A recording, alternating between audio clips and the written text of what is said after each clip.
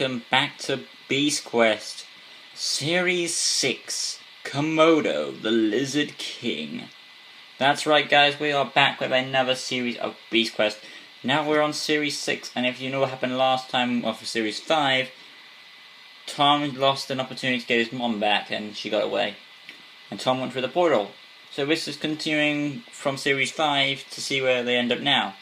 So, here we go. Tom chases Velma through the portal, but through a brief glance, it seems the dark magic is still clouding Freya as they go through the portal, because it still seems there's a piece of evil in her. And they lose Velma and they arrive in a new kingdom and they end up with Silver having a broken leg. Mind you, it's not really a problem because Tom uses his dual powers to heal the broken leg. However, it doesn't work the first time. It seems that the magic isn't really as strong as it is in this kingdom. This kingdom, of course, being explained by Adro and Talon to be Caonia, which is the new kingdom. I pronounce the kingdom Caonia, sorry about that, but you can pronounce it whatever you like.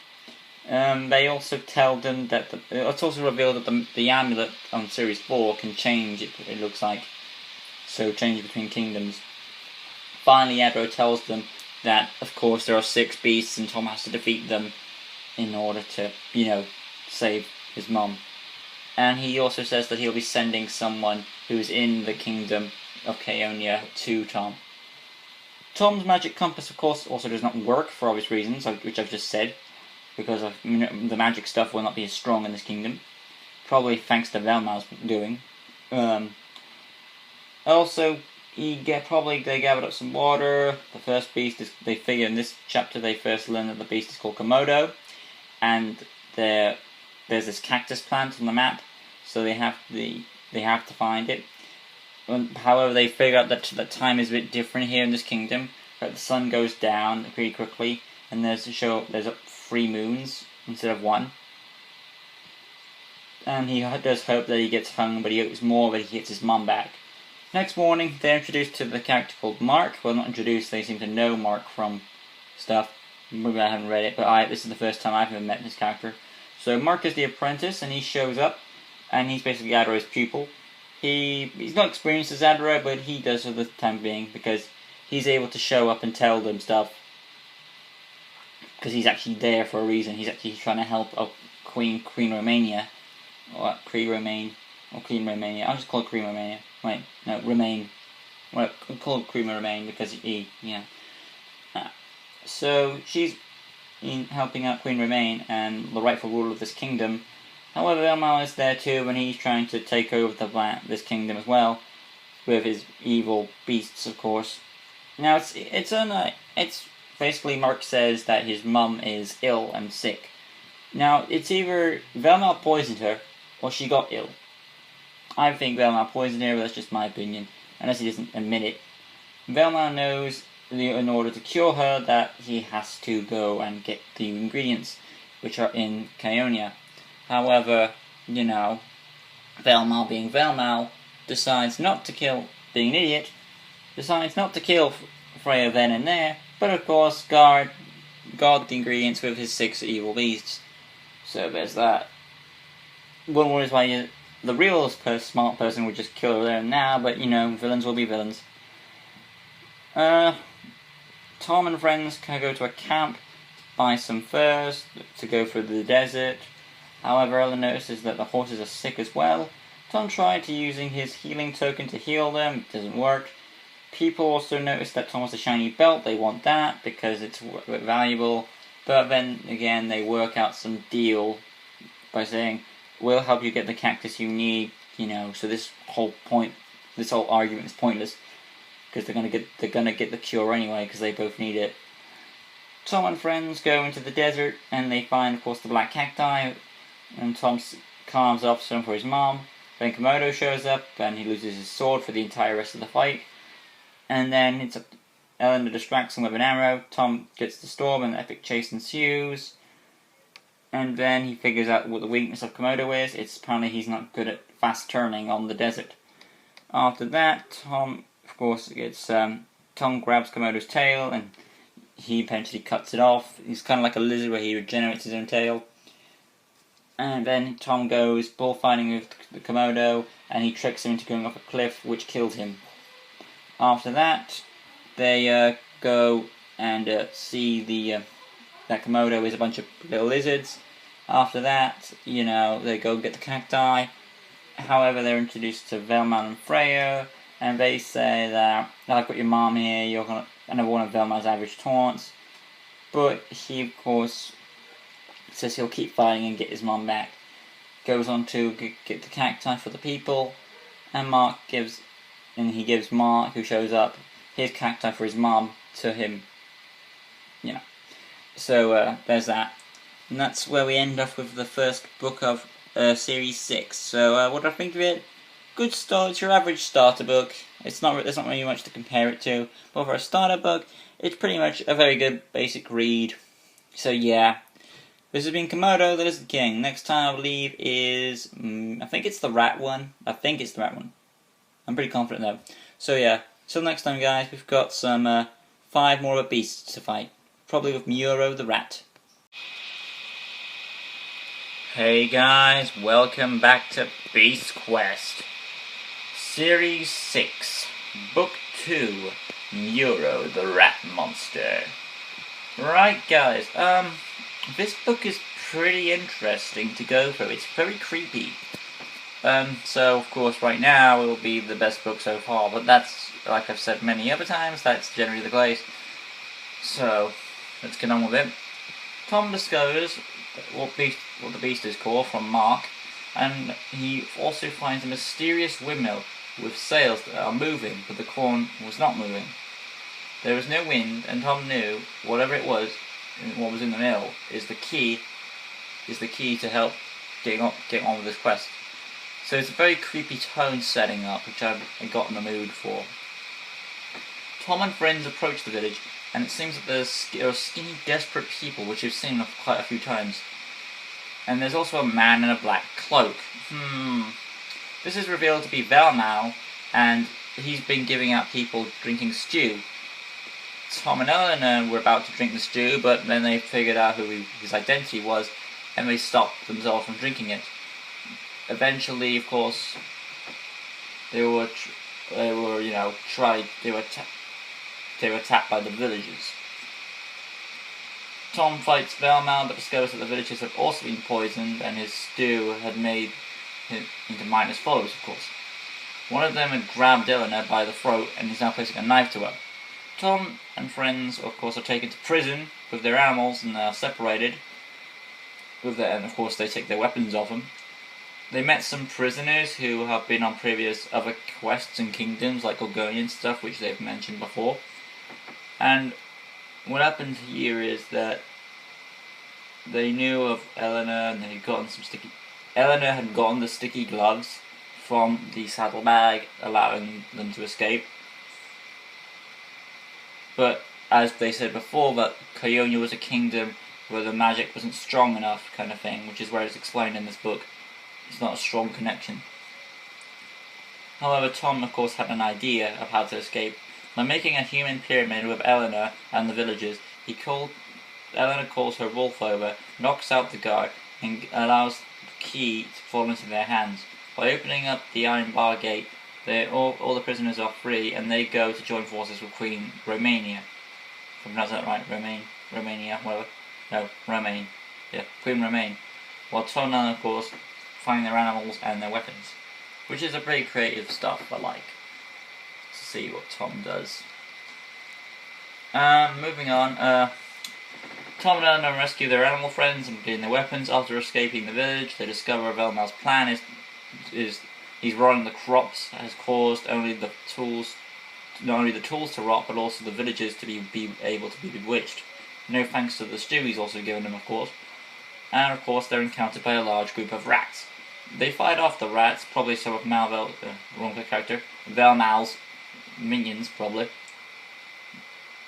Tom think that Muro is near. After getting some space, they were ready to fight Muro, and Tom saw that the ingredient was a jade ring on Muro's tail. He had to cut it off, of course, to get it. After Muro tried to use the cornfield to his advantage, Tom and Eleanor eventually turned the tide in favour by chopping off a whisker, discovering Miro was blind. Tom, of course, uses the beast's weakness and gets on the back, leading him to the windmill, where he crashes into it and plans to take the ring again. But of course, the bewitched villagers show up to stop him, allowing Miro to escape. Finally, of course, Silver is able to lure Miro back out, allowing him to charge through the cornfields, and Tom jumps off just in the nick of time to chop off the tail. And with that, Miro turns into a bunch of rats and of course fades into nothingness. Similar to like in series 2 of Beast Quest, like how all of those beasts turn into whatever little things they were. Tom gets the last ingredient, the second ingredient, which is the jade ring, gives it to Mark, puts him in the potion, and tells him of his next beast, which is called Fang. Fang the Bat Fiend. So that's where we'll be continuing on from there. Overall, pretty good book. I think I prefer the first half to the second half because it was more creepy setup tone. When you get to the second half, where you know what's going on, it's like you know what's going to happen. Tom saves the day and beats it really. So there you go. So overall, though, but comparing it to Komodo, at least there was more involvement in there, and So, with that said, just like I said before, I want to point this out. I have gotten a few beasts' names wrong, or not wrong, but I pronounced them differently. Like a while back, I said Epos in my Epos review, but now I've later pronounced her as Epos because she was a girl, so I call her Epos from now on. So if you see my Epos review, it'll be called Epos, but you get the idea. So you can call this whatever you like.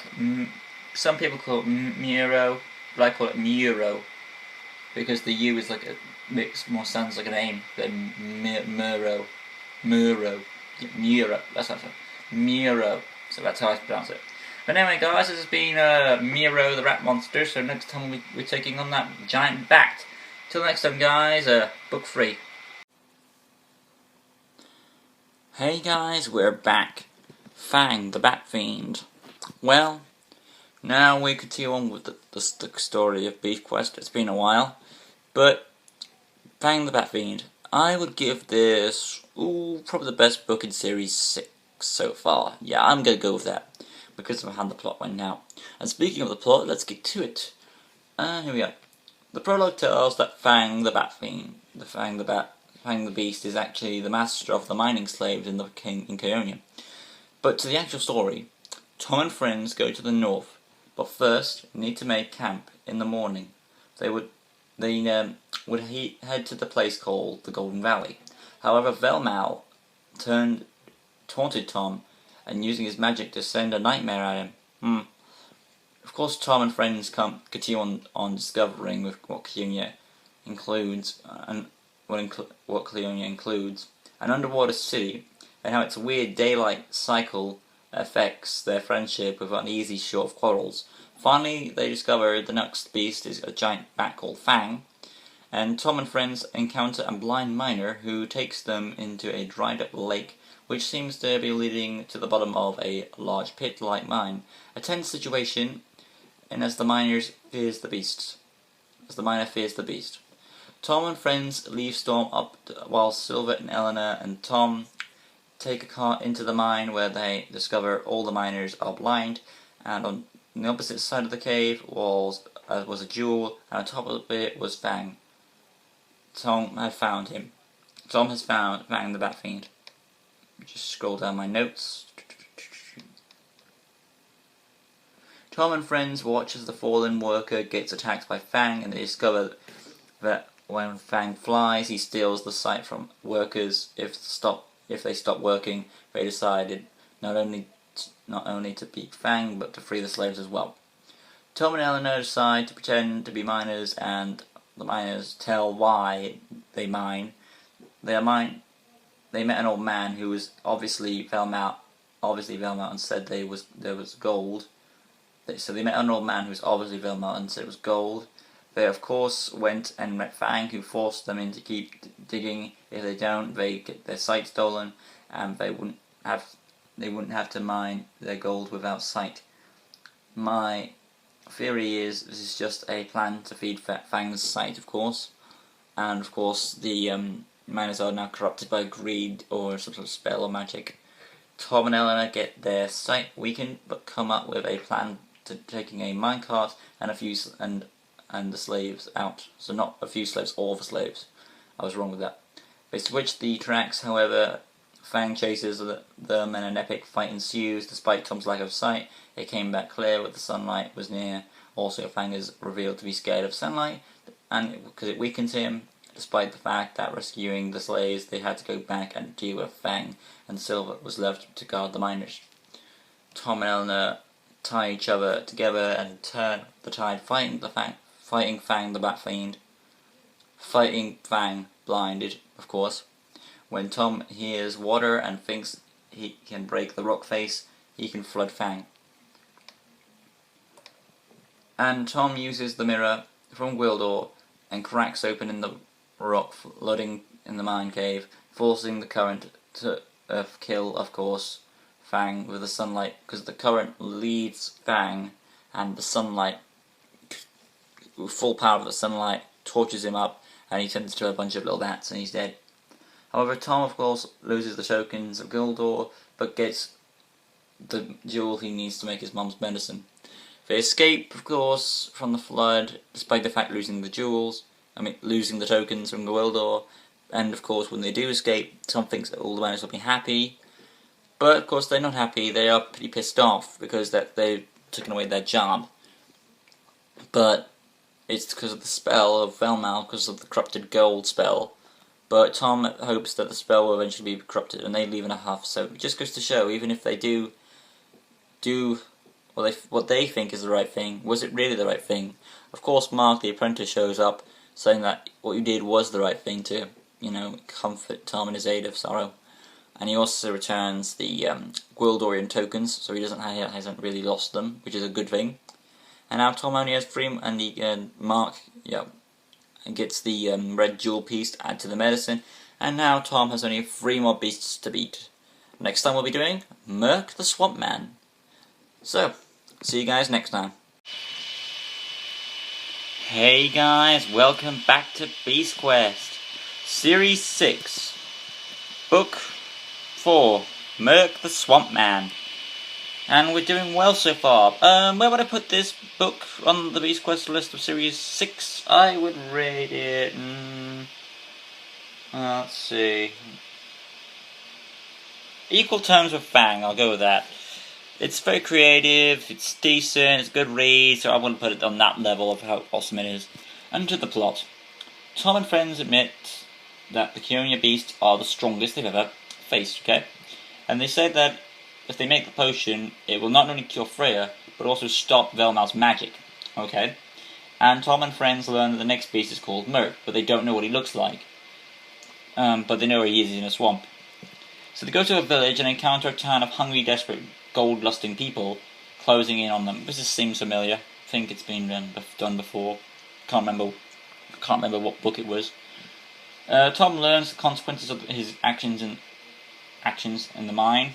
So, because if you remember in the last book with Fang, the miners were complaining about that, and so there'll be consequences of his actions. So these are the consequences of his actions. And of course, the lust of Spellman is lust of spell that Velmal put on the people is still there, so they're still lusting for gold for their crops. By trading some gold coins, which they won from Amictus the Bug Queen, on their adventure of that, they get their ways out of this. Tom notices a eye-patch man who is acting very calmly than the other people. When they leave, they see that the rider has come back on horseback and knocks Eleanor off Storm. The eye-patched warrior fought both Tom and Eleanor because she get her conscience back, but eventually he gets what he's after, which is Silver the Wolf, and he rides off. Tom and Eleanor chase after him, but they lose him, and they rest for a night, hearing Silver's howl in pain. Next morning they find the tracks and reach the swamp. Though the swamp is safe, the snakes that attack Tom are not safe. Okay. Tom and Eleanor slowly go through the swamp after fighting off the snakes. Because it's safe, they find a staff and a mysterious cube. They reach an old tree. Tom climbs it and sees the horseman with Silver being attacked by Merc. He finally sees Merc. Tom finally sees him after the horseman runs off, leaving Silver there, and Merc goes away, so they head off to go and get Silver.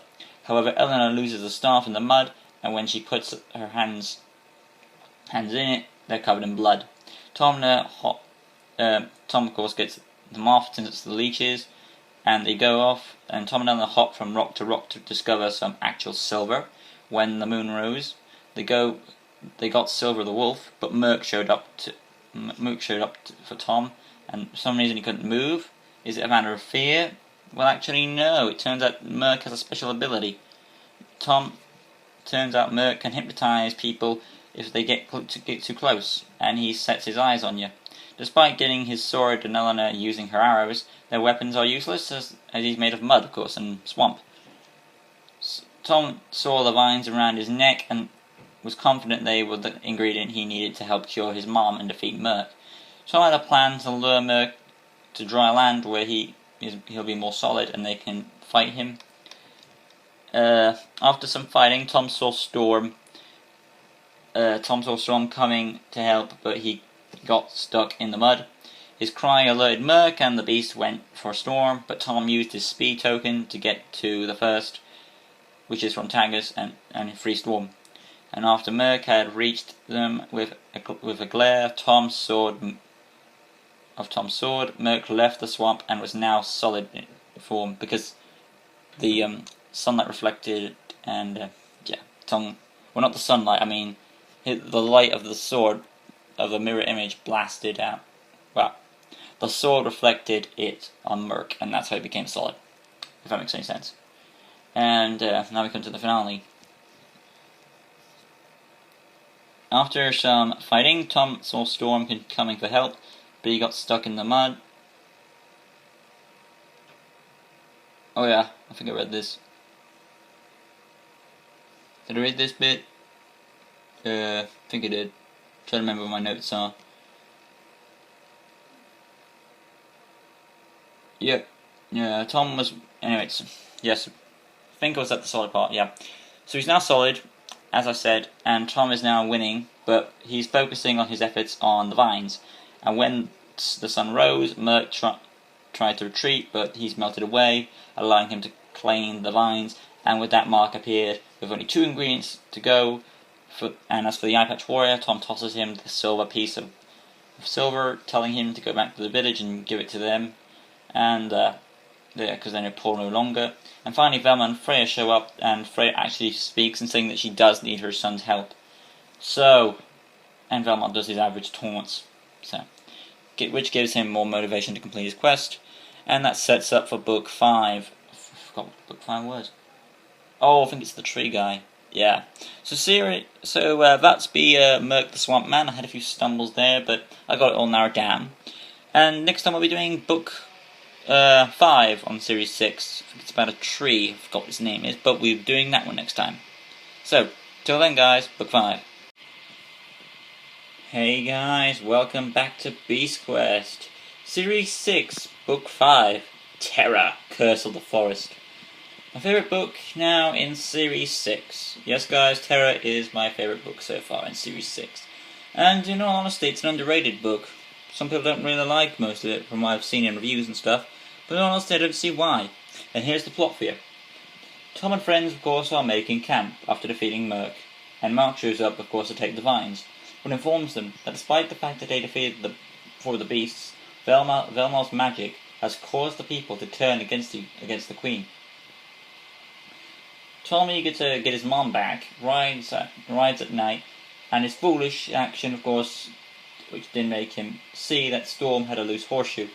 Tom and friends head, of course, to a close-by village that near a forest, where the next ingredient and the beast is called Terra, which they see on the map. But of course, like Merc, it doesn't show them what it looks like. But once they reach the village, it is revealed by the blacksmith that they were preparing to fight their own queen.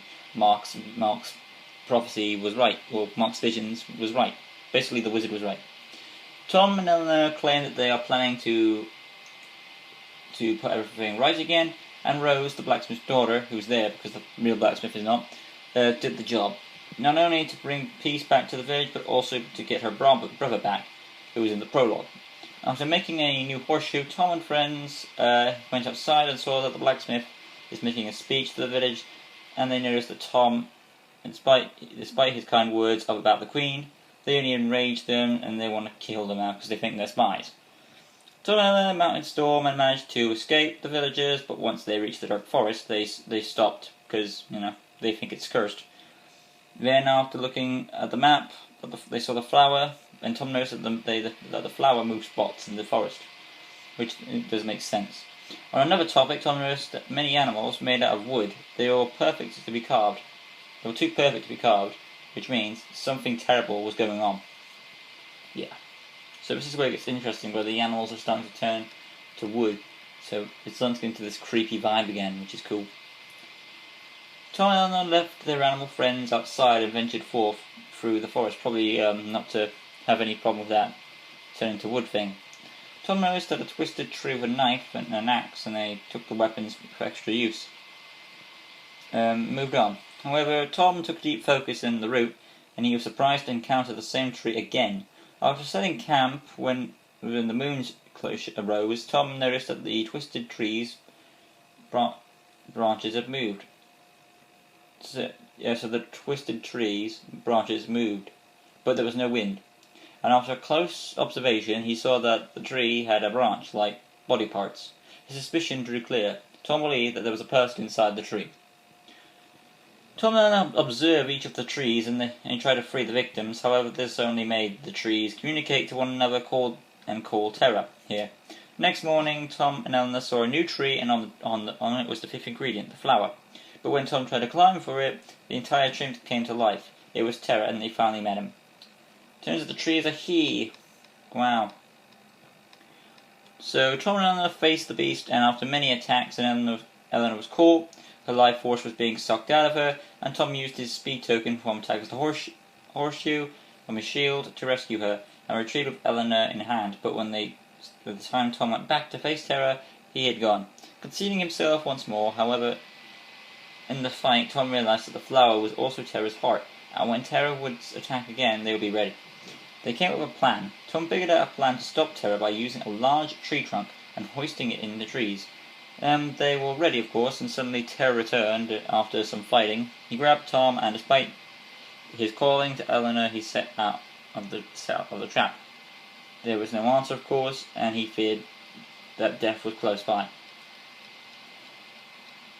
Of course, Tom was rescued by Eleanor, and as they used the tree trunk ram, it knocked over Terra.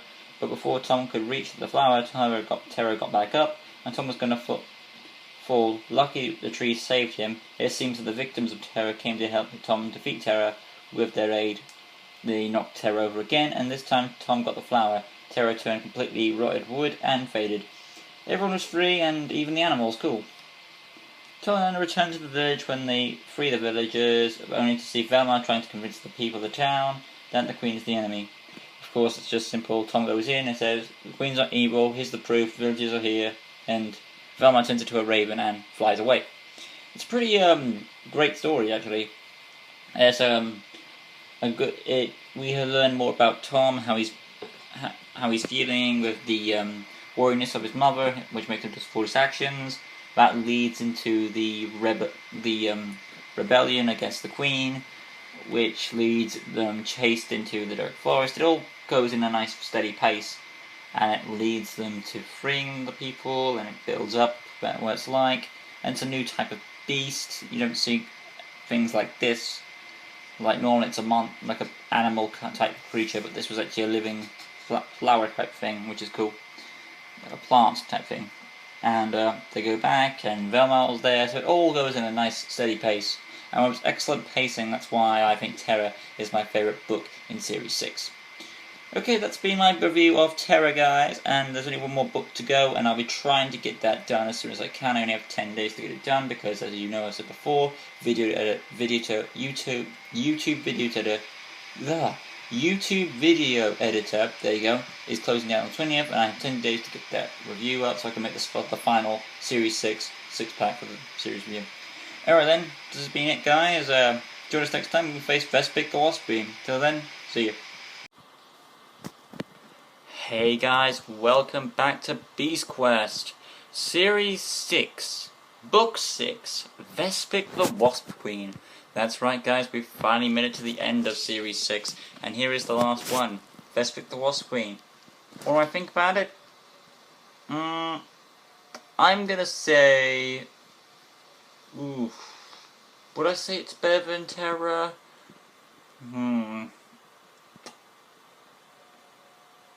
Yeah, I think I'll go there. Vespic is better than Terra. But why is it better than Terra? Well, we've got to get to the story to find out. Tom and friends now have one more beast to defeat, of course, and that is Vespic. After observing the amulet, it was revealed that Vespic is at the capital city of Meaton, where Queen Remain lives. However, when there is no ingredient revealed, so they headed through the cornfields, and they were suddenly captured by a net. Tom and his friends are considered trespassers and are taken to Meaton, where they reunite with two people they met on their quest. Jed, one of the former blind miners, who was ungrateful of his freedom for destroying the mine, and one of the eye patch thief who tried to steal silver. When they fought Merc, Tom was knocked out, and of course the two men tied him up, and suddenly a man grabs a whip. Tom is saved by Mark, who turned the whip into a snake, and then the snake into his staff, and escorted them to the castle, where Queen Remain was inside her turret, but the wasps were swarming over Meaton and made a nest to keep her prisoner.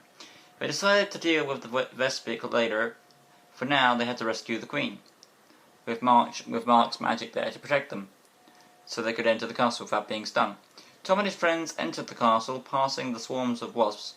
With the help of Mark's bubble shield, when they entered the shut doors, they reached the throne room. However, when they reached the throne room, there was one more buzz, and that was Vespic. She was sitting on the throne, and then she headed towards Tom.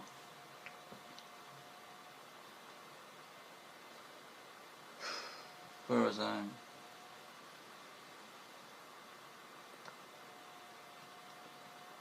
Gonna get my notes here. Tom and Eleanor fight Vespic, of course, which gets pretty intense, with Vespic kicking Eleanor through the doorway and thrown onto the moat. And Tom and the animal companions, of course, went to her aid, and Vespic's swarm surrounds them, and that's where it gets intense. We get to see how Vespic is a good fighter. Moving on. After retreating from the forces, Tom had a plan after finding a forgery as he knew how to work it by making pipes. They set off some smoke, which of course put the wasps asleep, leaving the Queen unprotected, and the wasps cold. It was just them and the Queen, as in the Wasp Queen. Vespic returned to another fight, and after Tom came up with his plan, he figured a way to cut off Vespic's wings, in order to turn the fight into their favour. But first he had to rescue the Queen. After climbing through the turret, he reached out to the swarm of the wasps. He reached the turret only for the swarm of wasps to awaken themselves. They planned to escape, with Tom and Remain retreating. Tom separated from Remain, and while she climbed down the tower, Tom climbed up. Tom saw Mark and Eleanor fight the swarm, and when Vespic flew beneath, he jumped down on her, and he grabbed her back, climbing on her wings. When Remain gathered her people with magical torches to help them with the swarm, no doubt Mark's work of his magic, as Tom removed the last wing, Vespic and Tom plummeted to the ground. Alright, Vespic was presumed dead, which he actually is dead, and of course Tom was, Vespic is presumed dead, and Tom got the sting, which is the last ingredient he needs. With all 6 ingredients, Velma shows up, claiming despite him being his beast, he's still a sprayer, and decides to toss her into the death. Toss her to kill her. But of course Mark uses magic to save her, and they make the medicine. However, it would seem that she didn't awake, but just her eyes opened faintly, and she spoke out to Tom. Freya is actually alive, and Tom was happy to be reunited with his mom. They announced Velmal's defeat and Queen Remain putting everything right in her kingdom. They're going to be stronger than ever. Then Velmal shows up again, and Freyr actually fights them. I like this part where Freyr actually does her own business and gets revenge on him. And not only does she break his staff, but she also destroys Velmal completely and cuts him in half. So, Velmal is presumed dead, and there you go. He's presumed dead, and he's not going to be no longer a threat. Which I doubt was going to happen. No doubt he'll come back in some way. It's kind of standard thing with these stories. But they all of them go home to Avancia, only to be surprised when they get King Hugo's castle, and a different flag is on it. A darker flag. So, Tom wonders what's happened while he was gone. And that leaves off on another cliffhanger for our friend Tom. So, that was Series 6, guys. I have to say I had fun doing this. And, of course, it leaves off with another cliffhanger.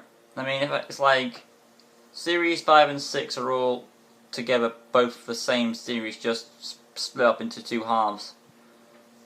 Just trying to get Freya back, really. That's the main story of this. But what does Series 7 have to hold for us? Well, I'll have to wait and see. Till then, guys, I just don't say this is going to be probably my last 6-pack review. I will be getting this done. But if I find another way to get 6-pack reviews out, I'll let you know. But until that time, I can't see any way of getting it, so there'll just be single reviews after this last 6-pack could be out. But now this is the last one, so till then, guys, this has been Book 6, and I'll be doing Series 7 probably around October-ish.